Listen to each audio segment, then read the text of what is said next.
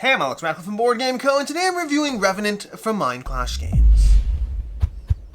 Revenant is a 1-to-4 player worker placement game that I am only going to loosely try to explain to you. This is a Mind Clash game. It's incredibly intricate in the amount of things going on. It is incredibly heavy in the iconography, and I think we'll both be better served if I try to give you a general overview of the game as opposed to covering every single detail. That said, before we dive in, this is a prototype, all rules and components subject to change, and I'll have a link to the Kickstarter campaign down below. With that said, Revenant, like I said already, is a 1-to-4 player worker placement game. I almost said area control. There's elements of area control adjacent, but it's not really that. It's much more worker placement.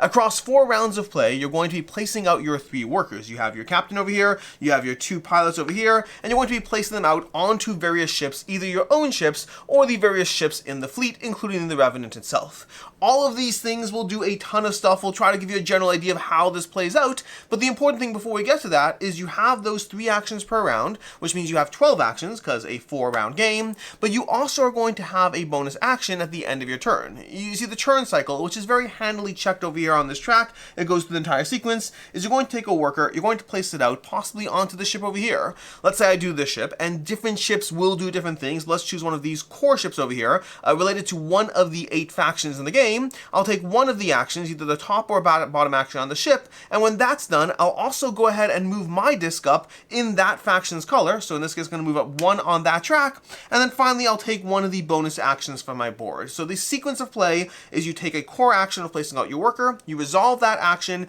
you move up the faction track, and then you go ahead and get a bonus action.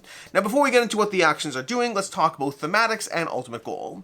Thematics is the Revenant is moving through space over here. You have the Revenant, it's moving through space, you got your entire fleet, and then you have the Voidborn, all these ships that are slowly spawning. They start off on the board, and they're going to continue to spawn on the board, and they are attacking and seeking to destroy the entire fleet. That's where you and the other players need to work together to go ahead and take out those workers, the Voidborn. You need to take out the Voidborn, and rest assured, this might sound semi-cooperative. It is not semi-cooperative at all. This is very much a game that while you are working to defeat a common enemy, you are ultimately working towards your own best interests based on the various factions at play and based on your influence in those factions. So this is, if you have any concerns that this is semi-co-op, this is not semi-co-op. You happen to be feeding a shared common enemy, but you're doing so based on the way that best serves you in the game. That's as far as the general thematics. Now, every single round, you do have the opportunity to go ahead and jump the fleet, which basically represents the fleet moving forward and not being stuck and stalled in the same area. When you do so, when you take that action, which is an action you can take by visiting the core Revenant ship itself, you're going to go ahead and replace the various planets in the current system. You see, you start the game with some planets, and every time you jump to a new system, you're going to choose one of the systems to jump to, which will choose how new things spawn, including where the various new planets are, and the planets being things that you have as far as extra opportunities of what you can do, where you can land, and things you can do and go towards. So that's going to be one of the things that changes when you jump. But additionally, the Voidborn are piling up every single round, and if you want that fresh start, make no mistake, you are still going to be jumping straight into a bunch of Voidborn, but hopefully if you plan your timing right, you'll be jumping into less Voidborn than the amount that you're leaving behind. That's the general arc of these rounds of play. Now, as far as how do you win in the game, ultimately, what are you trying to do? How do you get points? The bulk of your points are going to come through your faction influences. You see, you have these 8 tracks, and each of these actions you can gain influence in, primarily by visiting the various ships. Those 12 actions you take as you visit a faction ship, you're going to move up that faction track, and then you're going to multiply your standing in each faction by the number of those faction ships on the board at the end of the game, which is a good time to tell you, you can add new ships, and ships can be destroyed. So you're effectively trying to move up on certain faction tracks. As you do so, those actions you take, you also want to make sure those ships stay alive and get less damage from the Voidborn, and also that you can hopefully put out more ships from that faction, up to 4 ships per faction. So if you get all the way to the top of a track, which is hard but certainly doable, you can have 8 times 4 for 32 points in a game that, honestly, the scoring in this game can be as low as 20 points and as high as 40, 50 points. So getting 32 points from a single faction, if you really concentrate on it, it'll take a lot of work, effort, and energy, but it may well be worth it as far as your chunk of your score in the game. Now, there's other ways you're going to score points as well. It's going to be tracked over here, giving you the end game scoring over here. But one of the ways you're going to get for extra resources, you're going to get for, various cards you'll play, for upgrading your captain. You also going to have your own private card you get at the beginning of the game that gives you an opportunity of how to get a bunch of points as well. If you achieve certain goals, you can get 6 points or 6 points for achieving certain goals. So you're trying to figure out, again, more ways you can get points in the game, and that's basically what you're trying to do. Everything else is catered around how do you achieve those goals, which brings us back to the worker placement engine over here. In general, you're working with a lot of things. This is where we are going to skip a lot of the intricate details because there are a lot of intricate details, but let's talk first about the different types of worker placements you can go to. You see, you can start with the Voidborn ship over here, the Revenant. With the Revenant, you have the opportunity to both add a new ship, paying one of each resource to adding any one of the ships of a faction to the board. That's the main way you're going to get more ships out. You also have other ways, sometimes cards you have, sometimes jumping to a new system can have you populating new ships as well. That's going to be one of the actions over here. The other action is where you actually go ahead and jump by activating the jump sequence over here, and you can do that and then go ahead and choose a system that you're going to jump to. That's the Revenant over here. Then you have the 8 colony ships of the bigger colony ships, each of them giving you 2 actions you can take, and they often give you different ways to either gain resources or spend resources, things like placing absorbers onto the board. These absorbers over here, they're going to give you energy, and they're going to stop the Voidborn from being able to hit you. Each absorber takes up 1 damage, which can be very tactically important, especially if you're trying to keep your ships alive. You're going to have things like going ahead and moving up this track over here, which will give you a bunch of bonuses. You have ways to remove damage from various ships, ways to improve your captain's ability and upgrade, but these core big ships give you one of 2 main actions to go ahead and take. Then you have these smaller ships over here, which are going to be either colony ships that are going to land on the planets. So if I go over here, I can go ahead and take this ship and use it to land on a planet, activating one of these actions, one of which will give you corruption. I'm not going to heavily focus on corruption throughout this general overview, but corruption is a central mechanic in the game. You're going to start with corruption on your board. It's going to block some of the abilities. It's going to block your ability to store resources. And there's many ways to gain corruption, from taking upgraded planet actions to corruption that will slowly populate on the ships. And if you go there, you'll gain corruption, but don't worry, there's many ways to get rid of corruption as well. So that's going to be the colony ships or the planet ships over here. And then lastly, I'm probably getting the name wrong, by the way. There's a bunch of names for the ships. I don't have them all down. And then lastly, you're going to have the fighters, which I think is the name, which are going to be ways you can go ahead and take these, move them to where the Voidborn are, and fight them. Finally, you have your own personal private ships of your faction color, and those operate as either one of these ships. They operate as either a ship that can visit a planet or a ship that can move around and take out the Voidborn. Those are the core types of worker placement actions you're going to do. Before we dive into the review over here, a few smaller things to cover. You're going to have 3 full decks of cards over here. These decks of cards are going to give you ways that, for example, these cards are pilot upgrades. You can take these, you can attach these to your pilots over here, and it'll give them ways that you have upgraded actions in the game. So when you place that worker, you get an extra benefit. You'll have actions, you'll have upgrades that go to your player board over here. So these cards over here will go to your player board, and again, they'll give you a more general upgrade, not specifically attached to one of your characters. And then you have these events over here, these one-time use cards that can be incredibly impactful, giving you a lot of bonuses.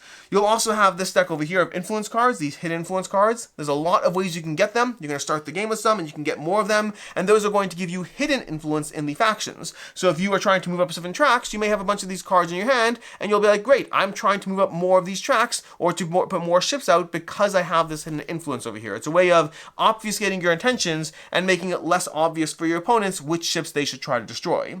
Speaking of which, at the end of each round, the Voidborn are going to attack. The Voidborn are going to go ahead and deal damage to the various ships. Any Voidborn you have not taken out, any Voidborn that have not been stopped by these dampeners over here, they're going to be dealing damage to the ships, which is where they can destroy ships, which can lead to absolutely devious play when you're sitting there and you have a bunch of influence. If I have 7 influence in, let's say, this faction over here, you may specifically try to move this into an area where there's Voidborn, knowing full well you can direct damage towards that ship, and then suddenly, boom, a ship dies and I lost 7 points, which can be a really big chunk of points in a not so high scoring game.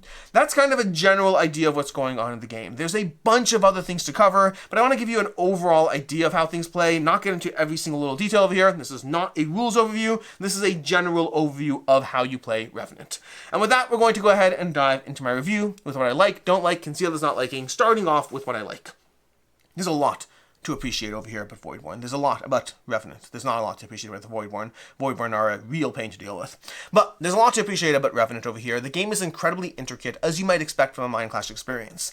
The way everything flows together, it sings. As you try to take actions in the game, as you move up various tracks, there's so much, you're going to feel completely overwhelmed at first. We're going to get into that and the things that you can see others not liking and all that stuff. but it is going to be completely overwhelming. But as you take actions, your 12 actions, and there are only 12 core actions in the game, the way it all links to everything else is going to result in you feeling like you're getting a lot done. You are going to have the opportunity to play cards. One of the bonus actions you can take is playing a card over here. So as you have these cards, you're going to be playing them down, which will power up your actions, letting you do more and more throughout the course of the game. And those cards, by the way, the card play is incredibly satisfying because you have these giant decks of cards, of which you're only going to play a handful of each game, which means it's going to take you a long time before you see all the different ways you can power up your fleet, the way you can power up your core board, your various pilots, or play those events. But when you do get to play those cards, they feel like strong moments in which you just got a lot stronger. The sheer variability of cards, those 3 different card decks, and the fact that you will not see, I haven't come close to seeing all the cards, because again, there's so many cards and you will only play a handful of them every single game, so there's a ton of card variety that will majorly shift up the experience that you're having. Along the way, you're upgrading your pilot as well, your captain as well. Your captain is going to come with an asymmetric fleet. So right now I'm playing as a scientist. You're going to have asymmetric boards over here giving you different abilities of how they operate, of their specialty, and you can also go ahead and upgrade them further and further, making them more powerful as far as what they're doing. So again, you're upgrading things. You're upgrading your pilots, you're upgrading your captain, you're upgrading your workers, you're upgrading your general board over here. You're constantly getting more powerful as you take those 12 actions throughout the course of the game. The general idea of the jumping and resetting puts a lot of pressure on the players to decide when they want to take those core actions, when they want to go ahead and ensure that your fleet is jumping somewhere new, somewhere safer, or just giving you more control over where you go. And we haven't talked about this, but when you get to the final round, there's a special element of where you jump. If you jump in the final round, you also have some degree of control over where your ship ends up and getting possible bonuses and scoring. The cards you have each of the first 3 rounds are different than the final 2 cards. And if you don't jump the final 2 rounds, you won't get the bonus at all, and so that adds another pressure of what to do with your precious few actions. The gameplay can be incredibly tight and mean as you play through the game. I mentioned over here the idea that you can kind of pilot a ship. I may not even care about faction in the ship, but if I sit there and I say, oh, I'm going to go ahead and pop over here, specifically so that I can go ahead and move this here and destroy it, that can be an incredibly powerful action, possibly hurting the other players in the game, whoever's invested in that faction, and it does so by putting them at risk. They now have to either go ahead and spend the rest of that last round dealing with the Voidborn in that area, or possibly just risk losing points. And either way is punishing. And so your ability to navigate the fleet, your ability to navigate ships towards your own interest to take out the Voidborn, or alternatively to go ahead and put other ships in danger, is incredibly impactful. And the game has that meanness, that not really take that element, but more of that strategic element where you're looking at what other players are investing into, and you're trying to figure out the way to either move yourself forward or cut the legs out from under them and force them to focus on other areas of the game. There's a lot that just goes well together. As you move up this track over here, you're going to have various bonuses you're getting as you hit different levels. So it's a first come, first serve bonus for getting to the end of the track. It's also worth noting there's a nice little element where you can track a faction's number of ships at any given point, or alternatively bump it up as well. So you have these tokens over here which will let you easily at a glance see where the power is in the factions, and that pushes other players to try to figure out where they want to go as they're trying to figure out what's worth the most points. You have a faction that only has 1 power versus a faction that has 4 ships on the board. That's going to have the players vying for control of those ships to get that extra level of presence on that ship. That's also where the Revenant will become more appealing, because when you move up the Revenant track, you can take any one faction, any one influence from any of the 8 factions, giving you a lot to go through. The planet cards, again, a whole deck of planet cards, a lot of variability there as well, and those planet cards give you, again, new interesting actions. So as soon as the game gets, you might have that sense of, as you get more familiar with the game, the ships become a little bit more of a predictable puzzle, but the fact that you have these planet cards that you can't predict which ones will be out at any given point in any different way, that's going to further force you to examine what you're doing at all points. Ultimately, Revenant is an incredibly intricate, satisfying experience that forces you to consider what you want to do with those 12 actions, and there's a lot to think about, but it can be very, very challenging, very rewarding, and lots of upgrading going on along the way. The problem is we get to some things we don't like, and there are things I don't like about this game.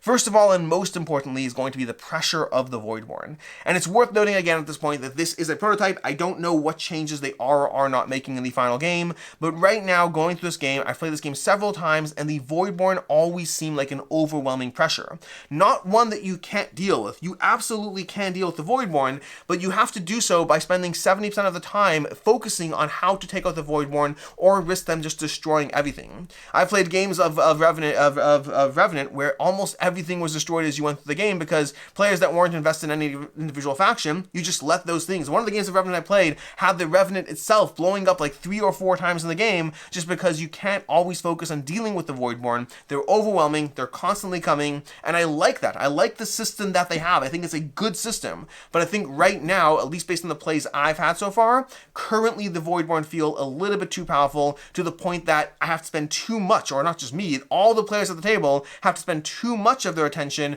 just keeping them in check, and that gives you less room to really feel like you can fully explore the game. You already only have 12 actions, and if like 6 or 7 or 8 of those actions are spent trying to keep the Voidborn in check or alternatively watching everything blow up, that puts a different kind of pressure on the game that takes away from the fun and enjoyment of the pressure of the Voidborn and trying to, figure out how to puzzle way through it, and just feels overwhelming instead. Again, this is a prototype, so I don't know what their playtesting experience has been. I don't know what their overall feedback has been. I don't know if that's something they're going to change. For me, it's very important. We'll get to this more in final thoughts, but where the Voidborn currently sit are just feeling a bit too overwhelming for the game experience that I want out of it. I'll say that in general, the pressure of 12 actions is tight. I tend to appreciate intricate systems that let you feel like you got a lot done, which this does have, but you only have 12 actions. That is incredibly constricting as far as how much each action matters, and that means not just the amount of time and effort and thought you have to put into those actions, but also things like when you're upgrading a pilot, if you upgrade a pilot halfway through the game, you might place that pilot twice, and so you have to really weigh up, is it worth paying for this card? Is it worth using my bonus action to play this card if I'm only going to see that card's benefit twice? The less time you have to get your engine up and running, and the more you have to math out the efficiency of every single action, the more I find that to be a very brain-burnery, tight experience in which I feel constricted, as opposed to one in which I feel free to do a lot of fun things. I do think Revenant is a game that I get a lot done, and I enjoy that experience a lot, but it also feels very constricting with only 12 actions, of which a good chunk of them have to go to just keeping the Voidborn in check. The game is incredibly iconography heavy. I don't think there's been a game yet where I haven't had to reference the iconography sheet, because again, the first game is just completely overwhelming. Look at any single thing. There's so much iconography. The first game is completely and totally overwhelming, full stop. As you play it more, it does get better. By the time I got through subsequent games, I got to the point where I was only checking 1 or 2 things here and there, but it's definitely iconography heavy, and that can be overwhelming when you're talking about a game that is already brain burnery, and your first game, you are best served just doing stuff and seeing how it all plays out. Do not focus on trying to understand every single action and the possible ramifications thereof, or even what they do just based on the iconography. It's going to be a lot of work to read it all, and then a lot of mental space to process it all. Just do stuff and get up and running. It's the best way to start. And then lastly, the downtime is real. This is a game that plays well at 2 players. It's worth noting. I have not played it solo. I can't comment on that. I do think it does play well at 2 players, although 2 players versus 3 or 4 players is a different game, because once you get to 3 and 4 players, there's all that piggybacking you can do on the faction track of where other players are spending their energy, versus in a 2-player game, anything I do versus you, it directly contradicts each other, so you have to be more mindful there. But they are different experiences, but that said, it works well at both 2 and higher player counts, but the downtime at higher player counts is real. Even at a 2-player game, it's not going to be a short experience, but at a 3 and 4 player game, this can definitely be a long one as players weigh up the consequences and impact of each of their 12 actions, because they matter so much in the game. And there's going to be a lot of, wait a second, can I backtrack that? Depending on your play group, I guess. But at least in my play group, there's a lot of players taking back their actions as they realize the consequences and want to figure out how they can just eke out that one extra resource that they were trying to get. Fortunately, my play group is friendly, and we usually have people do that, but get used to that as a possible refrain. As far as what I can see others not liking, definitely this is a very heavy game and can absolutely be very overwhelming trying to figure out how they connect. I think I'm a pretty competent player. I do not think, it happens to be just worth noting as far as target audiences, I do think I do tend to find there's a level of game where I just find it's too much work and I don't appreciate it, even though many others do. I tend to appreciate medium games, light games, and medium heavy, but once you get to full on heavy, it depends very much on the experience. But I do think this falls into that heavy game. I think it'll be very appreciated by many. I think I definitely do appreciate it, but it is When I'm diving into a game and I can't figure out at all how the dots connect and I just have to start just doing stuff and hope it all comes together, that is a very different experience than being able to feel that strategy. So you just have to know yourself, you know what type of games you like, and this is definitely on the heavier end of the spectrum. And then secondly, I touched upon this in the things that I do like for myself, but you might want to be mindful of the take that gameplay. While this is not a game that is inherently take that, although again, 2 players is going to have more of the take that because 2 players, any point I deny you is a point closer for me to win. So especially at 2 players, this can be very cutthroat, but even at higher player counts, this can still have a little bit of watching other players' ships blow up or moving them around in ways that help you and possibly hurt them, and you definitely have to be okay with that because this is a Euro game, but it's a very interactive Euro game that is very thematic in its implementation and the consequences of how things will play out. As far as final thoughts on Revenant, this is a hard one for me because of the fact that my biggest issue with it right now is something that I'm not yet sure if it'll be addressed or not. Again, this is the problem with prototype reviews, where I'm giving an opinion based on where a game is versus where a game might be, especially because I think my biggest issue is the kind of thing that might be tweaked, but I don't know if they will. And so it might be my final rating, it might not be. But I think Revenant is... how to put this? I guess let's cut to the chase on this one. Revenant overall for me is a game that is incredibly satisfying at the things it does well, while also falling a little short in terms of what I personally want out of an experience, both because of the constricted nature of how much you have to get done in 12 actions and how that feels almost like work as opposed to freeing and more powerful. It feels like really tight and constricting, which is a feeling that many players like depending on the game you're looking for. For me, it's something that I appreciate the high that the game gives, but it comes with feeling constricted, and that takes away from the experience for me. So that alone, if I was just weighing all that up on its own, I think Revenant would come in as a 4 out of 5 based on that, because I think it is incredibly satisfying. It's incredibly well done. If you are a Mind Clash fan, I think this will 100% be for you. Even for myself, who finds myself a little wary of that heavier end of the spectrum, this is still incredibly satisfying and rewarding, and it would be a 4 out of 5. Where the Voidborn currently are for me, based on the plays I've had so far, this does go down to a 3.5 out of 5 as of right now. Again, both things are true. I don't want to say it's a 3.5 because small tweaks really would let the game shine for me. I also can't say it's a 4 because where it currently is for me is currently a drop too much. Right now, the balance of the Voidborn in the prototype I have and the games I've played, they've been too overwhelming. The Revenant has blown up in every game I've played, and often multiple times. The ships are constantly dying, and players are focusing a lot of their energy and attention to trying to keep the Voidborn at bay. If they can tweak that a drop downwards, this would be a 4 out of 5 for me. If it ends up where it's at, it would be a 3.5 out of 5. I want to be very clear. I'm giving 2 numbers over there because I'm so mindful of either being too favorable to a prototype that won't change or being too unfavorable to a prototype that will change. This is the problem with prototype reviews. But that's basically my thoughts on Revenant. I think it's incredibly intricate, incredibly satisfying, incredibly well designed, with some things that hold it back for me personally. As far as other game recommendations, first of all, check out Voidfall, the game system that this universe is. The Revenant is based in the Voidfall universe. If you want a very different game in this system, in this theme, check that out for Mind Clash as well. Or a game that this felt very vaguely reminiscent to me. Was The Great Wall from Awakened Realms. The Great Wall also has that element of players working together, players working, doing their own thing while a horde tries to approach and take you out. And it has that same tactical level where you're really just focused on what helps you and what hurts other players, and you don't care about anything else. It's not semi-co-op, even though it feels like it, and it too is structured on a worker placement game, and both of them have tons of cards and abilities that will power you up as you play. While they're very different in a lot of ways, in those kind of overlapping areas, they definitely felt very similar to me. In any case, and until next time, I'm Alex Radcliffe from Board Game Co. I hope you enjoyed this video, and as always, I hope you have a good one.